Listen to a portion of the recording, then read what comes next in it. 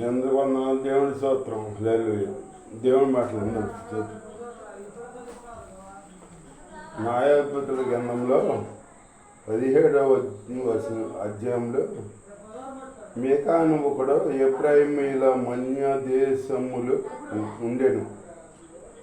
అతడు తన తల్లిని చూసి, నీ వద్ద నుండి తీసుకొని రూకలు అనగా నీవు పరిమాణము చేసి నా వెనుకడిలో మాట్లాడిన ఆ 1100 వెండి రూకలు నా వద్ద ఉన్నవి, ఇదిగో నేను వాటిని తీసుకొంటినని ఆమె చెప్పగా, అతని తల్లి, నా కుమారుడు యెహోవా చేత ఆస్వాదింపబడును గాక అనెను. యెహోవా చేత ఆస్వాదించిన గాక అన్నమాట ఆవిడ తల్లి. అట్లాగే పిల్లల్ని ఇప్పుడు మనం దీవించే వాళ్ళంగా దీవించాలి. దేవుడు నేను దీవించిన కాక అని అన్నాను. కానీ ఒక్కొక్క తల్లి ఉంటే ఏమంటుంది, నోరుకు వచ్చినట్టు తిడతామట. తిట్టకూడదు. మనం బిడ్డలని తిడతాం, తిట్టకూడదు. ఏ నోరు ఎట్టంటిదో, ఏ మాట ఎట్టంటిదో ఆ మాటలు తగులుతాయి, అనకూడదు. అట్లా మనం పవిత్రంగా దేవుడని భయభక్తులు కలిగి మనం మనరాలి మన బిడ్డలు కాడ దేవుడని భయభక్తులు కలిగి పెంచాలన్నమాట. అట్లాగే ఇక్కడ తల్లి మీకా అని ఒక ఆయన్ని, నా కుమారుని యెహోవా దీవించు కాక అంటుందన్నమాట. అట్లాగే దీవించాలన్నమాట. పిల్లల్ని దీవించే బిడ్డలు దీవించే తల్లిదండ్రులుగా ఉండాలి. చెప్పించే తల్లిదండ్రులుగా ఉండకూడదు. దీవించే తల్లిదండ్రులుగా ఉండాలన్నమాట. దీవిస్తే మన దీవెన బిడ్డలకి ఆశీర్వాదం అన్నమాట. దీవించాలి. అంతేగాని పిల్లలు తప్పు చేసినా కానీ మనం దీవించే వాళ్ళం దీవించాలి. మనం దీవించే బిడ్డలుగా ఉండాలన్నమాట. వాళ్ళు దేవుడి దీవెని పొందుకోవాలని కోరుకోవాలన్నమాట. దేవుడు ఎందుకు భయభక్తులు కలిగి ఉండాలి, ఎదగాలి అని కోరుకోవాలి. అంతేగాని లోకంలో నశించిపోవాలని కోరుకోకూడదు. లోకంలోకి అంత శరీరాశ, నేత్రాశ, జీవడము లోకంలో ఉన్నాయి. లోకంలో ఉన్న అటువైపు మన పిల్లల్ని వెళ్ళకూడదు. మనం దేవుడి భయభక్తుల్లో పెంచాలన్నమాట. దేవుడిని పిల్లల్ని దీవించే బిడ్డలంగా ఉండాలి. మనం శాపం వసూలు పెట్టకూడదు. శాపం మాటలు అనకూడదు. ఆశీర్వాద వసూలు రావాలి మన నోట. కానీ శాపవసం ఉండకూడదు. పిల్లల్ని ఆస్వాదించాలి. అంతేగాని చెప్పించే బిడ్డలంగా ఉండకూడదు. చెప్పించే బిడ్డలంగా ఉండకూడదు. అలాగే తల్లిదండ్రి ఇస్తే బిడ్డలకు ఆశీర్వాదం ఉంటుంది. అట్లాగే బైబిల్లో ఒక ఆయన ఉన్నాడు. ఆదికాండములు 27వ అధ్యాయంలో ఒక ఆయన తండ్రిని దీవెన ఇమ్మంటాడు అన్నమాట. దీవెనలు ఏమి లేవంటే శాపాలన్నము ఇమ్మంటాడు అన్నమాట. శాపాలు ఇమ్మంటాడు అన్నమాట. శాపాలన్న ఈ తండ్రి నాకు అంటాడు. మరి తల్లిదండ్రులు దీవిస్తే ఆ దీవెనలు మనకి ఆశీర్వాదం ఈ పిల్లలకి అని తల్లిదండ్రులకి ఆస్వాదించబట్టే అంతే ఆశీర్వాదం. లేదంటే శాపాలు ఇమ్మంటున్నాడు అన్నమాట ఆయన. అట్లాగే తల్లిదండ్రులు దీవించాలి, మనల్ని ఆస్వాదించాలి. అటువంటి తల్లిదండ్రులుగా ఉండాలి. మన బిడ్డల భక్తులు పెంచాలి. 5వ వచనంలో తెలియపడుతున్నాడు. ఆయన గట్ట ఒక మంత్రం ఉందంట, దేవ మంత్రం. మీకా ఇంట ఉంచబడేను. మీకాను ఆ మనుషునికి దేవమందిరం ఒకటి ఉండేను. దేవమందిరం ఒకటి ఉందంట ఆయనకి. మరియు అతడు దేవమందిరం ఉందంట. ఆ మందిరానికి ఆ అబ్బాయిని యాజకుని చేశాడంట. అప్పుడు ఎవరు లేరు. న్యాయాధిపతి గ్రంథంలో రాజులు లేరు పరిపాలన చేతకి. అట్లాంటప్పుడు మళ్ళీ తర్వాత అట్టమంటగా ఒక ఆయన బెత్లెహేము నుంచి వచ్చాడంట. బెత్లెహేము నుంచి వచ్చాడంట. ఒక యాజకుడు బెత్లెహేం నుంచి వచ్చాడు. ఒక యాజకుడు యోధా బెత్లెహేములో నుండి వచ్చిన యోధా వంశస్థుడైన ఒక యవనస్తుడు ఉండేను. అతడు లేవీయుడు. అతడు ఎక్కడ నివసించానో ఆ మనుషుడు తనకు స్థలము దొరికిన చోట నివసించవలేనని యోధా బెత్లెహేము నుండి బయలుదేరి ప్రయాణం చేసి ఎఫ్రాయిమీయుల దేశం వచ్చాడనమాట. మేక ఇంటికి వచ్చాడు. మేక ఇంటికి వస్తే ఆ మేక అన్నాడు, నీవు ఎక్కడి నుంచి వచ్చావు, ఎవరవు నీవు అని అడిగాడు. మా ఎవరవు నీవు అంటేను, నేను యోధా బెత్లెహేం నుంచి వచ్చాను, నేను యాజకుల కుటుంబానికి చెందిన నేను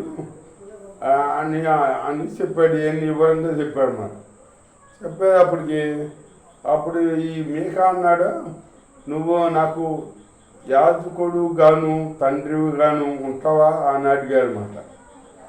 అని అడిగితే ఉంటా అన్నాడు. అన్నమాట.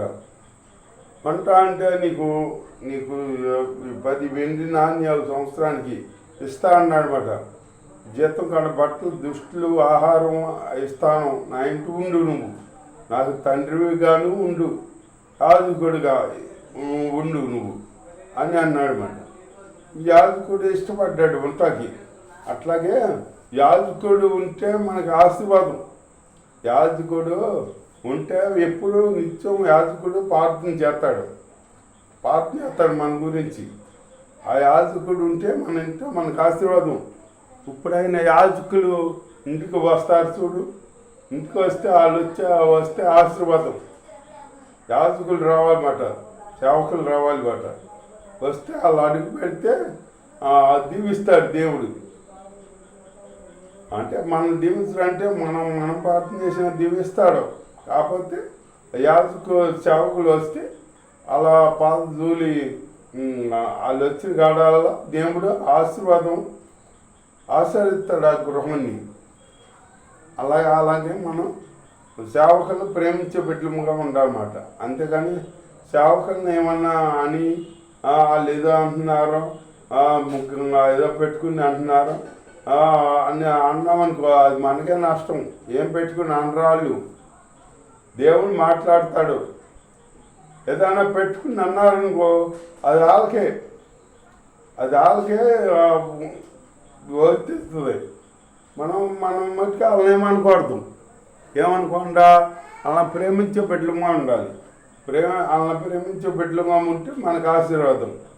అంతేగాని వాళ్ళు అది దాని మీద పెట్టి అన్నారు, దీని మీద పెట్టి అన్నారు, ఏదో కడుపులో పెట్టుకుని అన్నారు అని అంటే మన తప్పును పొందుతాం. ఆ బలిపేట ఉన్నప్పుడు ఆ దేవుడే మాట్లాడేది, వాళ్ళు కాదు. దేవుడే మాట్లాడతాడు. ఏదన్నా తప్పుగా ఏదన్నా మనసులో పెట్టుకుని మాట్లాడానుకో, అది దేవుడే చూసుకుంటాడు. అంతేగాని మనమేమనుకోవద్దు. తీర్పు మంద కాదు, తీర్పు ఆయిందే. దేవుడు అంటున్నాడు, తీర్పు నాదే, తీర్పు మీది కాదు, నాది. నేను తీర్పు తీర్చేవాడిని. ఎవరి క్రియల ప్రకారం వాళ్ళు ప్రతిఫలిస్తా అంటున్నాడు ఆయన. అట్లాగే మనం ఒకరిని గబిక్కును అనకూడదు మాట అని మనం శాపం తెచ్చుకోవాలి.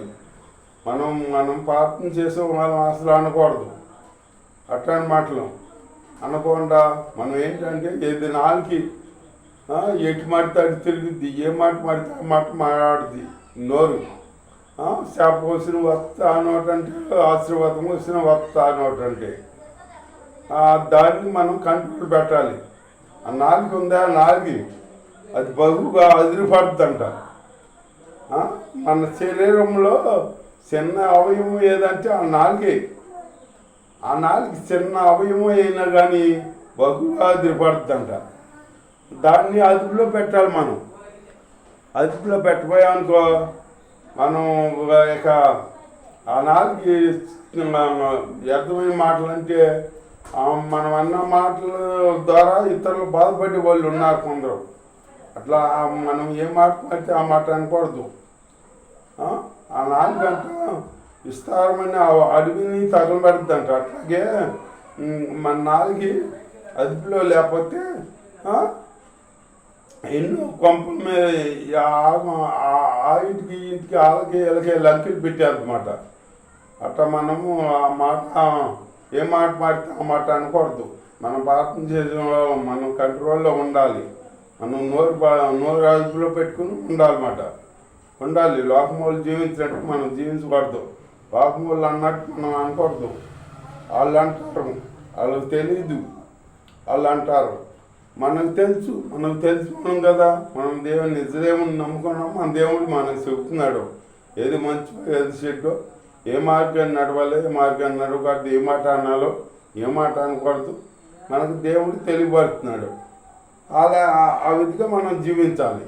అంతేగాని మనం లోకములు అన్నట్టు మనం అనకూడదు. లోకములు అన్నట్టు మనం అన్నాం అనుకో, మనం శాపం పొందుకుంటాం. మనకి శాపం వస్తుంది అంటే ఎక్కడి నుంచో రాదు. మన నోరు మాట ద్వారానే మనకు వచ్చేది. మన నోరు అదుపులో ఉంటే అంట మన నోరు మంచిది అయితే ఊరు మంచిది అంటారు చూడు. అట్లాగే మనం నోరు నాలుగు అదుపులో పెట్టుకోవాలి. అదుపు పెట్టుకుని మనం ఉండాలన్నమాట. అలాగే దేవుడి స్తోత్రం, హల్లెలూయా, అట్లా ఉండాలన్నమాట. అంతేగాని నోరుకు వచ్చిందని ఏ మాట మాడితే ఆ మాట అనకూడదు. ఏ మాట మాడితే ఆ మాట అనకూడదు. ఒక్కొక్కరు చూడు పిల్లల కాడ ఏ మాట మాడితే ఆ మాట అంటారు. అనకూడదు.